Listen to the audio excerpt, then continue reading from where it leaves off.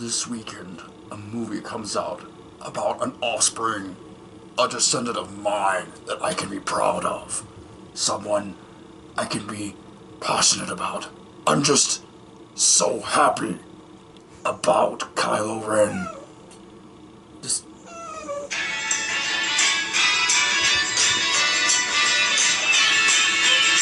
My love is warmer than the warmest sunshine, softer than a sigh. My love is deeper than the deepest ocean, wider than the sky. My love is brighter than the brightest star that shines every night above. And there is nothing in this world that could ever change my love.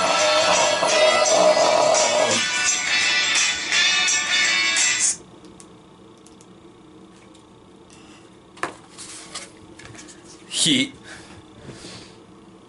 Don't do drugs, kids. They'll fry your brains for life. Alright, I'm going to talk about a movie I actually really liked. This weekend is The Last Jedi. I'm super stoked for The Last Jedi. I've been a fan of every Star Wars film. Yes, I admit that the prequels have their flaws. I did a video defending the prequels somewhat.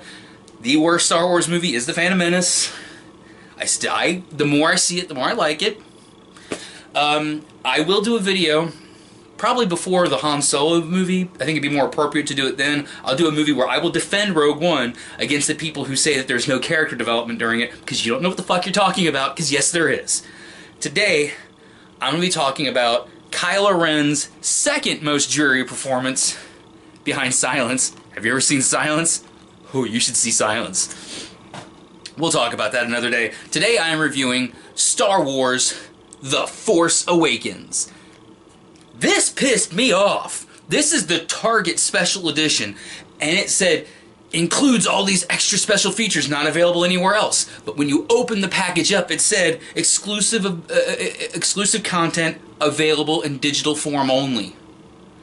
And I went onto Target's Facebook page and checked. Half the people who bought this had the same problem I did. They couldn't access it. So you paid... The packaging is kind of neat for Force Awakens. I kind of like the packaging. But paid the extra money for the copy and didn't get the bonus shit. So I've never bought a Target exclusive anything since then except for my wife's CDs. Because all the crap pop music she listens to always has bonus tracks from CDs on Target. So, Star Wars, The Force Awakens. I love The Force Awakens. This is going to be a spoiler video. If you haven't already seen The Force Awakens, I don't care. The movie theater experience for this was fantastic. My buddy Jeremy that does the reviews and I, with me, we had seen a couple of movies in the theater together. Like, we saw the Green Hornet movie, which was widely despised, but we actually kind of enjoyed it. Yeah, Seth Rogen wasn't great in it, but the movie was pretty fun, I thought. So Star Wars Force Awakens comes up and we're like, yeah, let's go see that. And then it was a couple months later we saw Deadpool, and that started us going to the theaters all the time. But we went to see Star Wars, and I remember thinking, like, when we went into that theater, everybody was tense. I mentioned it in the video before. Everybody tensed up. You could feel it in the room. I mean, that theater was jam-packed. You couldn't fit another person in that theater. The comes on, and the text scroll comes on, and we're like, alright. And just within minutes, everybody in the theater just... And by the end of the movie, people were clapping. I was like, I just looked at Jeremy next to me, and I was like, I'm so happy right now. J.J. Abrams, man, did he do a wonderful job on The Force Awakens. I understand people had their problems with it, but let's address some of those right away. The comparisons to New Hope. Were there some throwbacks to New Hope in this? Was there some moments where it kind of felt like, people said a shot-for-shot remake. The fuck, it was a shot-for-shot remake. It was not. The cantina scene happens towards the end of the second act of the film, not in the first act like in New Hope. And they're not on a desert planet. They're on a planet filled with fauna and flora. But everybody that compared it too much to the original Star Wars film, Star Wars, the Episode 4, but back then it was just called Star Wars. Had it not been enough like that, the fanboys would have just pitched a fit.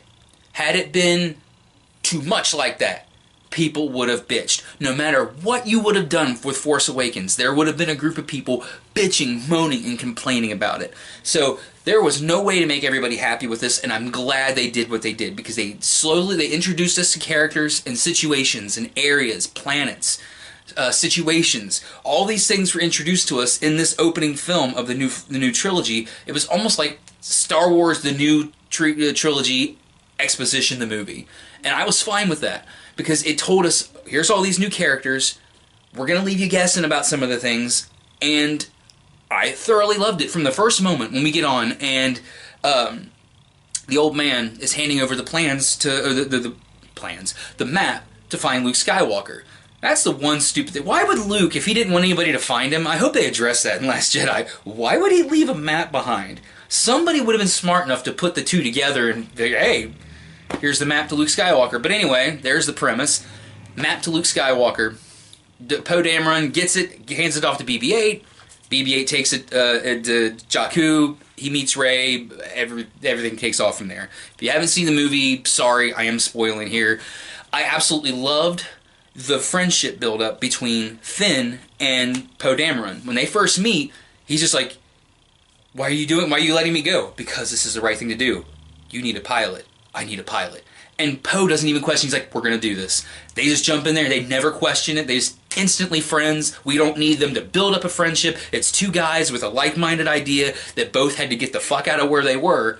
And I love the way that friendship started. When he's like, I'm FN 101087. I can't remember his exact number. He's like, I'm not calling you that, Finn. I'm calling you Finn. Instantly like, hey, here's our friendship. I'm giving you your new name. Your new identity comes with me. And that's what Poe Dameron represented. He gave Finn the new identity. I loved that. Poe wasn't just a new Han Solo. He's not Han Solo at all. Like, personality, I mean, yeah, he's charming, handsome, all that. I'm getting a phone call.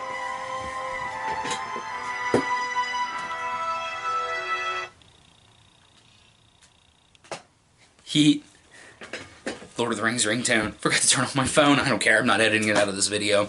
So I love the way that their friendship starts, the way it's built. And then we don't see them again together until the very end of the movie, which I think is really cool. I like the way they did that. The way Finn and Rey become friends at first is fantastic. And I don't know, this is one of those movies that all around, I grin from beginning to end.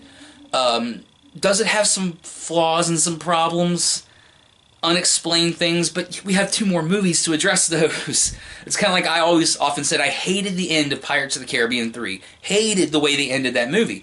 Well, the last movie kind of retconned a lot of that. It fixed a lot of those problems, so now I don't hate that movie as much. I don't hate the end of that movie as much. I like 3 a lot better now. So I'm hoping the problems that I had with Force Awakens will be addressed in the further movies. So there's no point in even really talking about too many of those issues, because they may not even become issues. They may not be issues yet. Like, why did R2 just shut himself down and never come back to life? I mean, and then BB-8 shows up and he just, hey, here I am. And the first thing he does is apparently insult C-3PO, because C-3PO gets pissed the moment he wakes up.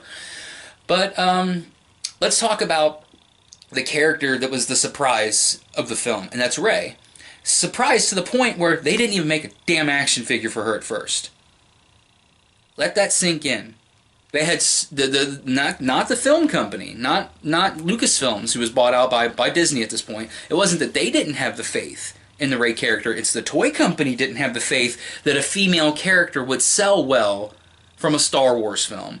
That's insulting, because Rey is the star of Force Awakens. She is the force behind everything in this movie. She is the reason for everything. The whole big guess, and I'm guessing they're gonna. I won't spoil it for anybody when we do our car review in a couple days for Last Jedi.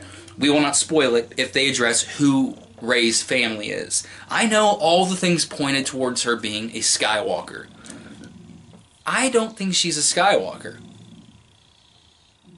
What are you growling at? Shut up! You're stupid. Yeah. But I think she's a Kenobi. And the reason why is because we hear Ben Kenobi telling her, Rey, run. You know, we hear his voice telling her to run. She has the British accent, which I don't know why there'd be British accents in a galaxy far, far away, but apparently there are. she has some similarities to Ben Kenobi. I don't know, there's something in me that tells me that Rey will end up being a Kenobi.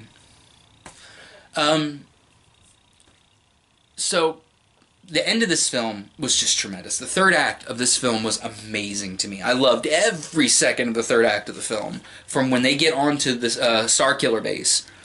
And my opinion, one of the best scenes in any Star Wars film is after Han has met his fate, and we're outside in the snow, and the fight happens between, at first, Finn and Kylo Ren.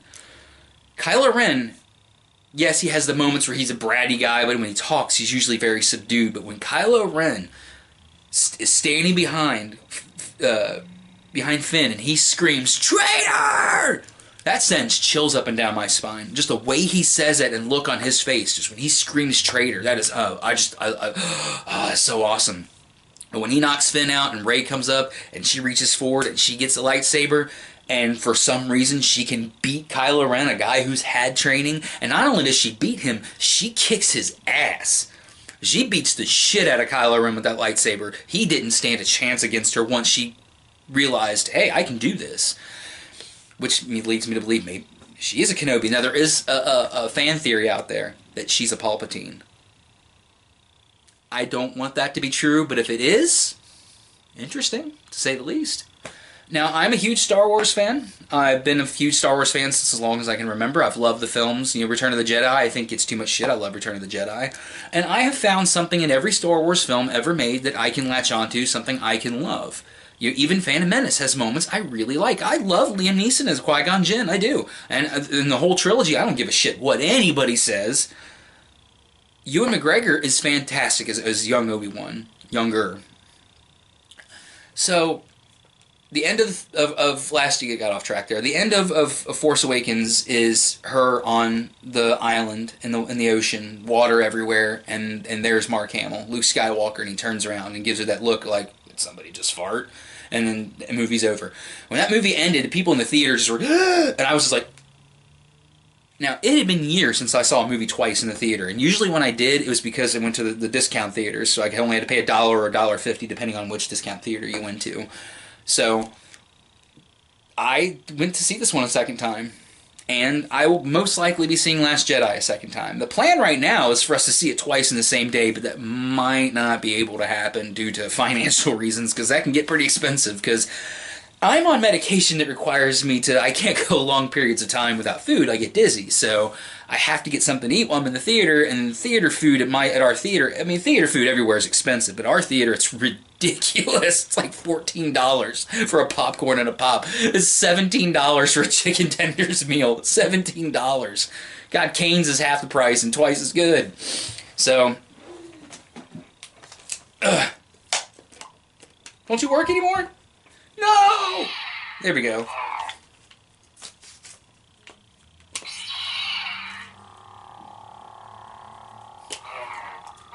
Damn it, you need batteries.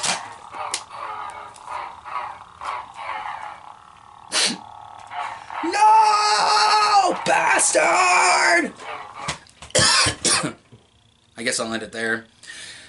If you've never seen The Force Awakens, I highly recommend you watch it. It's a great movie. I loved it. I'm going to get people to tell me they didn't like it, and here's why, and that's fine. Not everything's for everybody. There are people that don't like The Godfather. They're not my friends, but there are people out there that don't like The Godfather. There are people out there that think Schindler's List is a bad movie.